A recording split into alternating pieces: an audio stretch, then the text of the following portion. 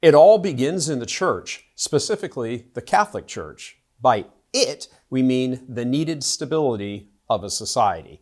What Catholic political intellectuals of 20 or 30 years ago seemed to have been unwilling to consider was man's true nature, created for the good, but still fallen and attracted to evil.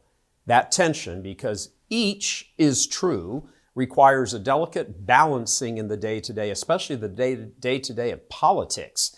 Because each is true, we are created for God, ultimately God. We are able to recognize and see the good and have it impact us.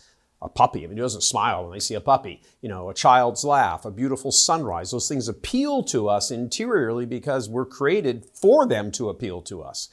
We're also even able to do the good. You can help a homeless person, for example, among many zillions of other things. At the same time, the mystery of evil, or breaking from the ultimate end we're created for, inspires deep within us horrible passions and desires. The role of politics in a Christian framework is to understand that reality, the duality of it, and create laws that constrain those impulses from emerging into the real world of people's daily lives. So we have laws against murder and theft and violence, for example, laws the Democrats don't really seem to really care about. So when a society gradually shifts from this understanding, the truth of human nature in its fullness, created for the good but attracted to the evil, placing more emphasis on the freedom of man than the fallen nature of man, here's where things go sideways. A perversion of the idea of liberty or freedom is the fruit of the Enlightenment thinkers and has resulted in devastating consequences for the nation as well as the world.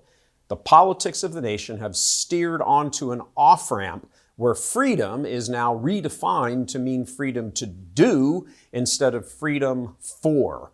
Freedom to do whatever I want and the push to create laws to support that, as opposed to freedom for willfully following what I was created for, willfully following. St. John Paul's rightful railing against communism in the Soviet bloc was grounded in this, that communists prevented the exercise of freedom to choose God and religion.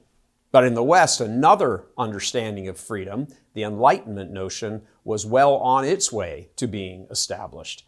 This new understanding was either supported or not understood on the part of way too many Catholic bishops, generations of them at this point. And now there is a huge mess to clean up. This is the reality behind election 2024. JD Vance echoes this, which is why he's pummeled by the communist left, because they understand it as well.